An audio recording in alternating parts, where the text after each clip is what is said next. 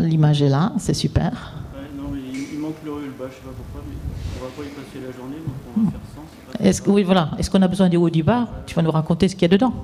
De toute façon, C'est ça. Et je suis sûre que tu as tout dans la tête, donc je te donne. je suis un peu surpris parce que c'est jamais arrivé ce genre de truc. C'est pas très grave. Bien.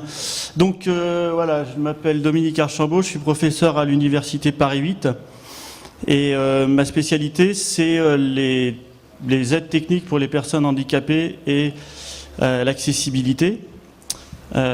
Et sur ce thème, donc, on a un laboratoire de recherche qui fait partie de l'équipe d'accueil Charte. Donc notre équipe s'appelle Technologie, Handicap, Interaction, Multimodalité. Et on a un master Technologie et Handicap. Alors là, il manque le haut. Donc c'est le master Technologie et Handicap, qui est un master d'informatique, mais dans lequel on forme les étudiants au développement et à l'utilisation avancée, enfin à différentes choses, autour des technologies d'assistance. Voilà, sur le programme, j'ai vu aussi qu'Admoud m'avait présenté comme secrétaire général de l'IFRAT. Alors, je vais dire 3 mots sur l'IFRAT. Bon.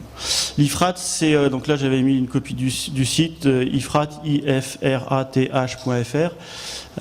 C'est l'Institut fédératif de recherche sur les aides techniques pour les handicaps. Donc, c'était ce qu'on appelait dans le temps une société savante. C'est une association de laboratoires et de chercheurs qui travaillent tous dans ce domaine un petit peu partout en France. Alors aujourd'hui, je vais parler un petit peu de la notion du handicap, rapidement. Je vais introduire la notion d'aide technique, je vais parler de l'accessibilité, et puis donc de l'accessibilité et en quoi elle est importante.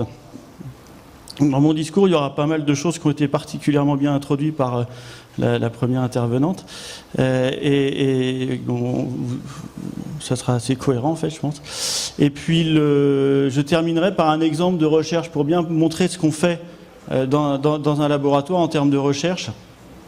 Comme a dit Admoud tout à l'heure, on ne développe pas des produits, on fait de la recherche. Et donc je vais vous présenter un petit exemple de recherche sur lequel on a travaillé depuis quelques années.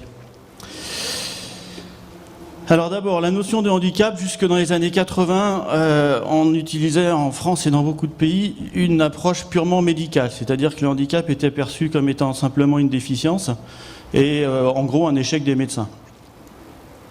Alors c'est quelque chose qui semble à beaucoup de gens très insuffisant. Et heureusement, on peut étendre, enfin, on a parlé depuis quelques années de situation de handicap. Et effectivement, on peut très bien revenir du ski quand on a 25 ans, qu'on est en pleine forme, qu'on n'a aucun handicap, etc. On peut très bien revenir du ski avec, ce que je dis souvent à mes étudiants de master, avec 25 kilos de plâtre au bout du pied. Et la vie un petit peu moins difficile. On a aussi, alors c'est pareil pour mes étudiants de 20-25 ans, ils vont se retrouver rapidement avec une poussette. Si elle n'est pas double, ils ont de la chance,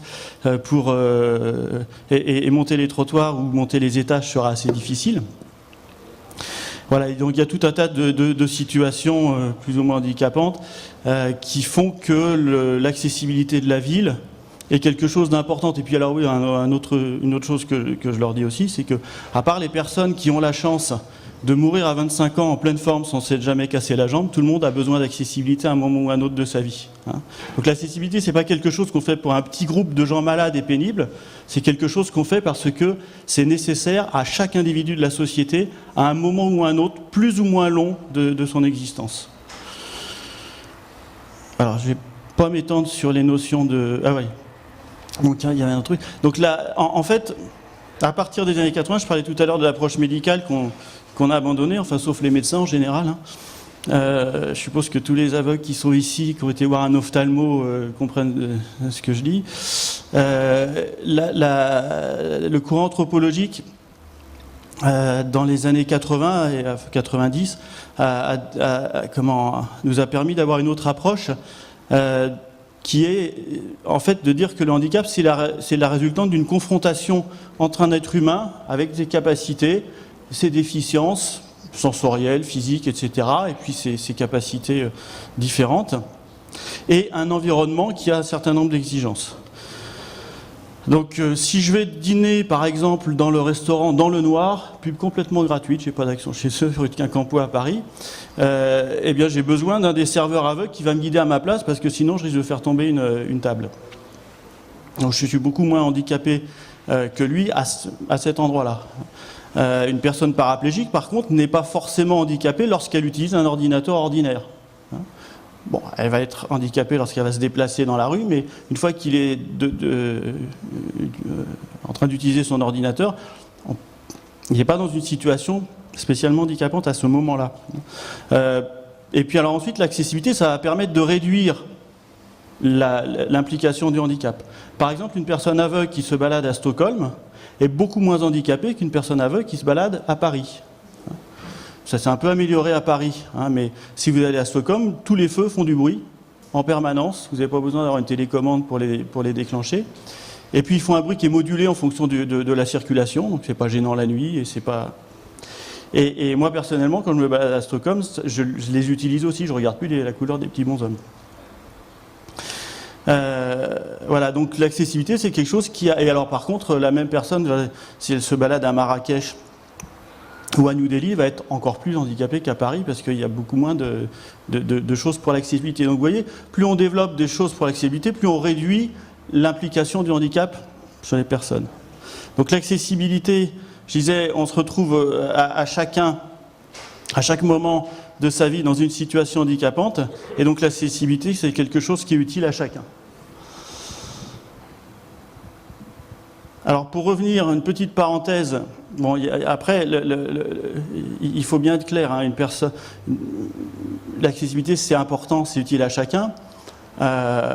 Il n'empêche qu'il y a besoin d'équipements spécifiques. C'est-à-dire que les politiques publiques, en particulier européennes, depuis une quinzaine d'années, ont cessé de financer des projets pour des aides techniques spécifiques, la recherche pour les aides techniques spécifiques, en déplaçant tous les fonds vers l'accessibilité, en disant voilà, il faut que les projets mainstream, les projets grand public, soient tous accessibles, qu'il y ait une couche d'accessibilité dedans. Mais il n'empêche qu'effectivement, c'est important que tous les projets soient accessibles. Il n'empêche qu'une personne aveugle ne verra jamais un écran. Et donc à un moment, il faut aussi, enfin jamais, je m'engage peut-être, mais en tout cas pas bientôt, donc il faut aussi qu'il y ait des techniques qui permettent d'utiliser le braille avec un ordinateur, etc., ou la synthèse vocale, etc. Alors la loi en France, la loi de 2011 a introduit le droit à compensation, donc je ne vais pas revenir trop sur les droits, mais donc ces techniques d'assistance dont je vais parler maintenant, elles sont plus ou moins coûteuses, certaines peuvent être très coûteuses, et selon les pays, elles sont plus ou moins bien remboursées. Encore une fois, une personne handicapée, beaucoup moins handicapée de ce côté-là en Suède ou en Norvège qu'en France, où il faut un peu batailler pour trouver les financements, et alors, selon son origine sociale, moins en France qu'aux États-Unis, par exemple. Alors, je vais parler maintenant un petit peu des aides techniques. Donc, je disais, voilà, effectivement, il y a un certain nombre de choses qui nécessitent des équipements particuliers. De quoi on parle quand on parle d'aide technique? Alors, la première aide technique, c'est probablement un bout de bois qu'un des premiers humains a utilisé lorsqu'il s'était fait mal à la jambe pour se déplacer. Et puis on a commencé à développer des aides un petit peu plus entre guillemets technologiques. Donc là sur l'écran, j'ai mis une prothèse de jambe qui date de la Première Guerre mondiale. C'est pas très technologique. Et aujourd'hui, les prothèses de jambes, alors, je ne sais pas si vous avez entendu parler de Hugh Hare, qui est un Américain qui a perdu ses jambes dans un accident de montagne il y a un certain nombre d'années. Et il a décidé de construire ses propres prothèses, donc il fait des prothèses bioniques qui lui permettent de refaire de l'escalade. Et donc sur la photo, on le voit avec ces deux prothèses en train de faire de l'escalade. Alors lui, il prédit d'ailleurs que dans le futur, les gens se feront couper les jambes pour utiliser ces prothèses, tellement elles seront mieux que les jambes ordinaires. Parce qu'elles permettent de courir beaucoup plus vite, elles permettent de grandir quand on a besoin d'être grand, de se rapetisser quand on a besoin d'être plus petit, etc. Enfin, c'est son discours. Vous pouvez trouver sur Internet, il a une conférence chez TED qui est assez intéressante. Voilà, ensuite il y a d'autres technologies qui sont utilisées pour accéder à la fois à la mobilité et à l'écran d'ordinateur, etc. Donc vous avez des technos qui sont fondés sur le contrôle par le regard, qui utilisent une technologie mise en place par la société Tobii. Ah oui, là sur l'écran on la voit pas bien, mais enfin bon, on a un enfant qui est IMC, avec un IMC assez important, qui a un fauteuil roulant électrique qui commande avec ça, et à la fois, ces dispositifs permettent de commander le fauteuil et l'ordinateur en même temps. On switch de l'un à l'autre, etc. Donc après, il y a il y a des systèmes avec des simples contacteurs. Là, j'ai mis il y a un double contacteur, donc c'est simplement 2 boutons en fait qui vont permettre d'utiliser pas mal de choses. Donc là, on a des contacteurs à menton aussi, des contacteurs à souffle qu'on tient dans la bouche. Il y a des choses qui sont basées sur le clignement des yeux, sur ce qu'on appelle Brain-Computer Interaction. Donc on essaye de se connecter à l'activité électrique du cerveau. Attention, il ne s'agit pas de dire je pense, je vais à droite et je vais à droite, hein, mais c'est simplement on mesure l'activité électrique du cerveau. Alors, ces aides techniques, elles nous permettent de rentrer dans une autre... La technologie pour les personnes handicapées, c'est quelque chose qui a il y a une différence fondamentale par rapport à la technologie pour le grand public.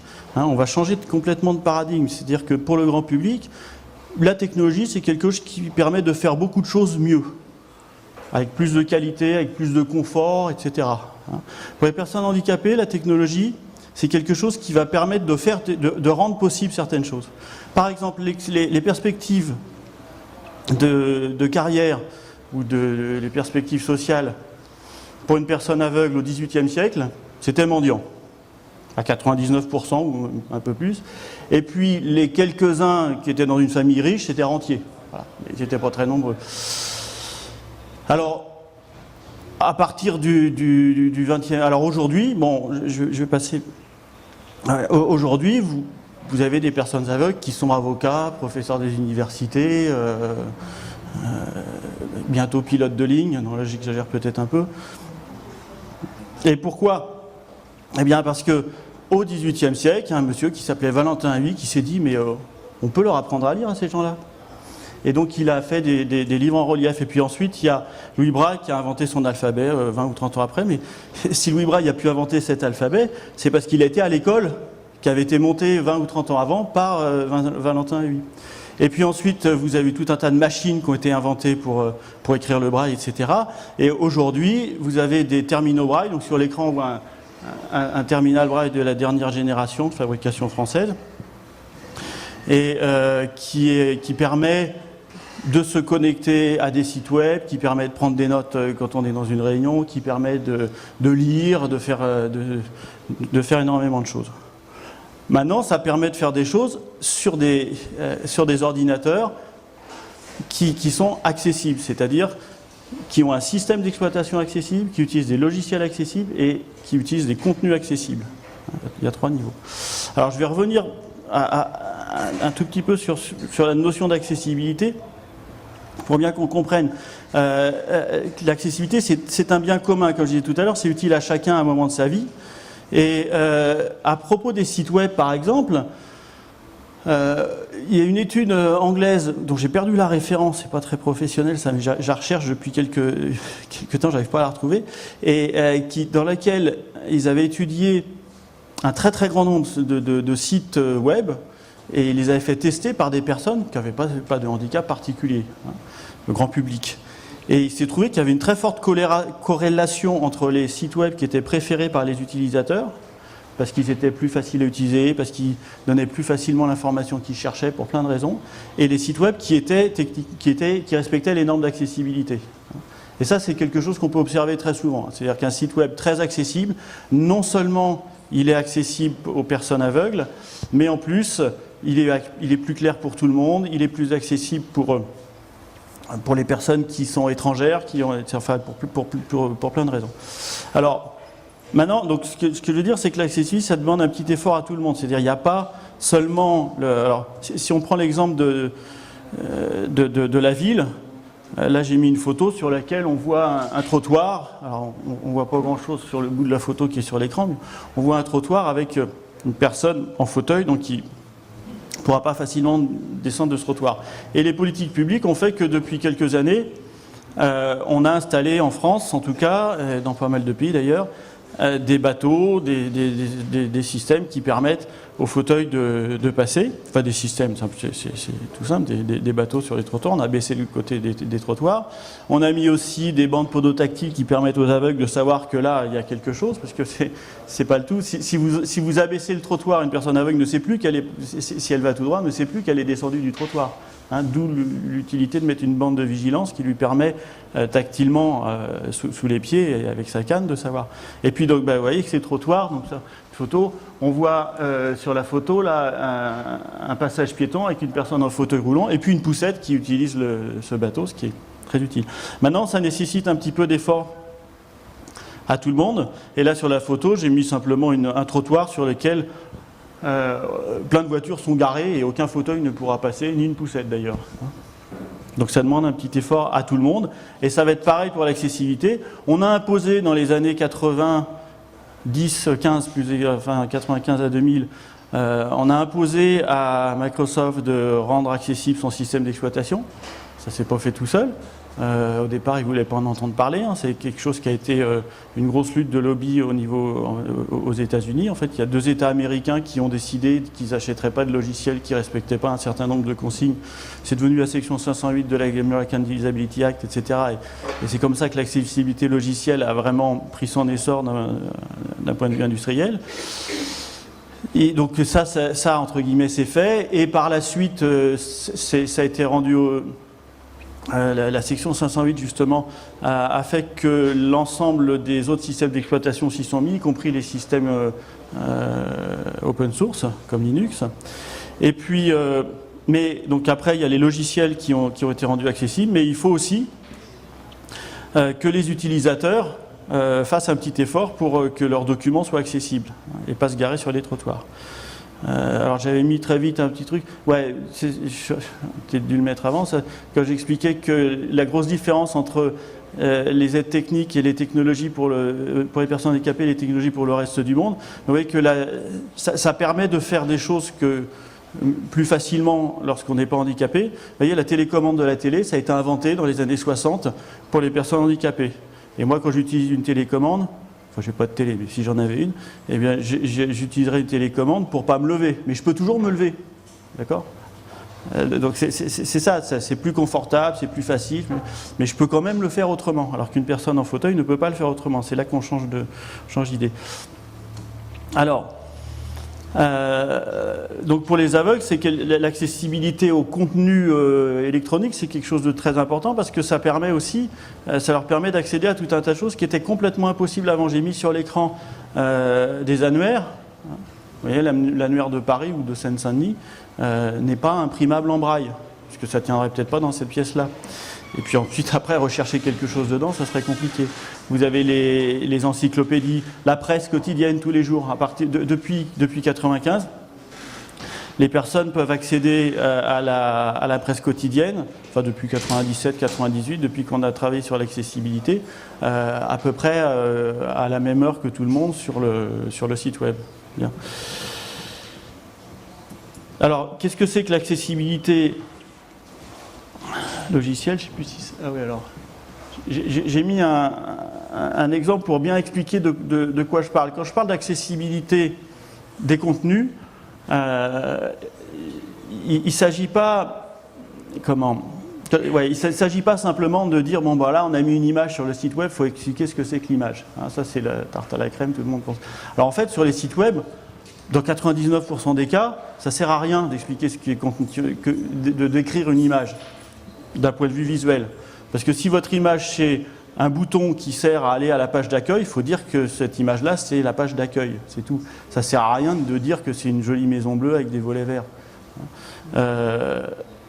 Et donc, alors, ce qui est par contre très important pour l'accessibilité, ça va être différent la description des images quand on travaille sur des documents pédagogiques, où les images, là, elles ont un contenu. Mais à partir du moment où l'image a un contenu important pour le site, là, il faut le décrire. Puis, il ne faut pas le décrire avec simplement un truc qui dit bah, ça, c'est le graphique des cours du manganèse au XVIIIe siècle, je ne sais pas dans quel pays. Il faut décrire précisément son contenu. Ça peut prendre beaucoup de temps d'ailleurs. Ça peut être quelque chose de long à faire et ça demande aussi une spécificité. Alors, par contre, ce que tout le monde peut faire pour rendre ces documents accessibles, eh bien, c'est d'expliquer. De taguer ces documents, de bien donner de la structure à ces documents. Pour montrer ça, j'ai mis une page d'un article scientifique. Bon, il en manque un bout, mais alors là, les personnes qui peuvent voir l'écran vont me dire mais non, on n'arrive pas à lire. Ça, c'est normal parce que j'ai flouté exprès. L'idée, c'est pas qu'on puisse lire. Mais par contre, dans ce document-là, il y a un certain nombre d'éléments que je peux détecter visuellement parce que je sais que là on ne voit pas le titre en haut, mais dans mon premier livre de CP, le titre il était en gros, il était en haut de la page, il était séparé. Donc je sais que c'est ça. Ici, j'ai tout un tas d'éléments. Bon là on ne voit pas les flèches, mais j'ai mis des flèches qui indiquent voilà, j'ai des titres de section, j'ai un résumé. Alors c'est un article scientifique. En plus, donc tous les scientifiques ils ont appris tout un tas de codes. Donc on a un certain nombre de codes qui viennent du graphisme et qu'on a l'habitude de détecter comme ça visuellement. Et ce qui est important, c'est que lorsqu'on crée un document, eh bien, on indique dans l'éditeur de documents que ces codes sont, quels sont les éléments de structure. Donc on dit, voilà, ça on utilise dans Word par exemple, on utilise les styles. Style titre, style, etc. Et ça, c'est quelque chose qui est très important et qui est du ressort de l'auteur, c'est-à-dire de l'auteur du document. Tout le monde peut le faire. Bon, alors, comme je vois que le temps passe, je vais passer très très vite. Alors, bon, pour vous expliquer un dernier point, 2 minutes, c'est bon? Alors, je vous ai promis de vous décrire un problème de recherche. Les documents mathématiques pour les personnes aveugles, c'est quelque chose de compliqué. Il y a très peu d'aveugles qui font des sciences. Il y en a. Donc, ce qui nous tente à prouver que ce n'est pas la sémantique mathématique en elle-même qui est compliquée quand on ne voit pas, mais c'est la façon d'accéder aux mathématiques qui est compliquée. Sur l'écran, on voit une formule très très simple, x plus 1 sur x moins 1. J'ai de la chance, elle tient dans l'écran là. Et si je la linéarise, c'est-à-dire si je la mets sur une seule ligne au lieu de la mettre en 2 dimensions, elle est déjà plus compliquée à comprendre. C'est-à-dire qu'il faut lorsque je vois x plus 1 sur x moins 1 en 2 dimensions, hein, je vois bien qu'il y a une fraction au premier coup d'œil. Quand je la lis, et quand je la lis en braille, ça va être encore pire. Quand je la lis en braille, tant que je ne suis pas arrivé sur la barre de fraction, je ne sais pas que je lis une fraction. Et tant que je ne suis pas arrivé à la fin, je ne sais pas qu'il n'y a pas un plus quelque chose derrière qui fait qu'en fait, ça ne sera pas vraiment une fraction, l'opération principale. Donc, il y a d'autres trucs. Pour développer un produit, mademoiselle Leroy, ma professeure de 5e, m'a expliqué, voilà, bah, tu fais des traits au-dessus, tu fais des traits en dessous, et puis ensuite, pour simplifier, tu rayes, etc. Donc, elle m'a expliqué qu'il fallait faire plein de choses comme ça. Si j'ai une fraction comme celle qui est sur l'écran aussi, à 2 fractions à multiplier, bon, bah, je sais qu'il faut, visuellement, je multiplie les 2 trucs du haut, les 2 trucs du bas, et ça va... et j'ai même pas besoin de comprendre la fraction pour le faire. 2 x 4, 8, 3 x 5, 15, tant que je l'écris, j'ai même pas besoin de réfléchir. Eh bien, si j'ai pas la partie visuelle, je dois comprendre, je dois me faire une représentation mentale complètement de l'expression à calculer. Alors j'en avais un autre, c'était 3 sur 5 multiplié par 7 sur 2 multiplié par 2 sur 3. Voilà, je suis sûr que j'en ai perdu la moitié. Mais en fait, les deux peuvent visuellement, on ne le voit pas sur l'écran, mais visuellement, on voit un 2 en haut, on voit un 2 en bas, on ne réfléchit pas, on les raye. On voit un 3 en haut, même s'il est de l'autre côté un 3. Et donc en fait, visuellement, je dis que le résultat c'est 7 sur 2 en une fraction de seconde, alors que si je n'ai pas la vision, je suis obligé de me faire une représentation complète de ça. Donc on a une étudiante qui a fait un travail là-dessus, dans lequel elle a réfléchi à comment les voyants font les calculs. Enfin, elle a interrogé, elle a fait des protocoles de tests, etc. Elle a regardé aussi comment les non-voyants qui font des maths font des calculs. Il y en a pas, j'ai dit, il n'y en a pas beaucoup, mais il y en a. Alors, ce qui est difficile pour eux, en fait, c'est qu'ils sont obligés de tout faire de tête, aujourd'hui, sans les outils. Ce qui fait qu'en fait, c'est les plus brillants. Ils sont effectivement, comme nous disent les anciens, mais c'est toujours les aveugles qui font des maths, ils sont toujours premiers de la classe. Bah ouais, parce qu'il faut qu'ils fassent tout de tête. Donc pour arriver à le faire, forcément, ils sont premiers de la classe. Après, c'est évident. Et puis, donc après, on a essayé de mettre en place des aides qui permettent d'aider les non-voyants à comprendre les concepts mathématiques sans faire les maths à leur place. Donc, Donc c'est de l'IHM, hein, c'est de l'interface homme-machine, pour compenser ce manque d'aide visuelle qu'on a avec ce que j'ai montré, et aussi comment les non-voyants et les voyants peuvent communiquer autour d'une expression mathématique. De façon, alors l'un est en braille ou en synthèse vocale, l'autre voit les choses sur l'écran, ils peuvent se montrer des choses, ils peuvent discuter autour de la formule. Voilà, ben c'est terminé, donc je vais passer là-dessus. Et donc elle va passer sa thèse le 8 juillet sur ce sujet-là. Voilà, merci. Merci. On voit bien que les universitaires, ça parle bien et ça prend du temps, donc on va enchaîner directement avec Charles Tijus. Une question, oui, justement, on en profite pendant qu'il installe sa machine. Je vous donne le micro, ça c'est important. Merci. Le voilà. Bonjour Dominique. Alors moi j'ai noté pendant toute votre présentation qu'il y a un mot qui n'est jamais sorti, c'est le mot autonomie, autonome. Et autre chose, c'est qu'on a beau avoir, vous nous avez fait voyager à New Delhi, Stockholm, Paris, et bon c'est pas mal, et Marrakech. Mais ce que je constate, c'est qu'on a beau avoir de la technologie à Stockholm, ou de l'accessibilité ou des faits sonores. Ouais, ok. Il y a une chose qui est indéniable et qui n'est pas technologique, c'est l'orientation. Et là, quelqu'un qui a de l'orientation peut peut-être s'en sortir à New Delhi, même si c'est un peu difficile le terrain.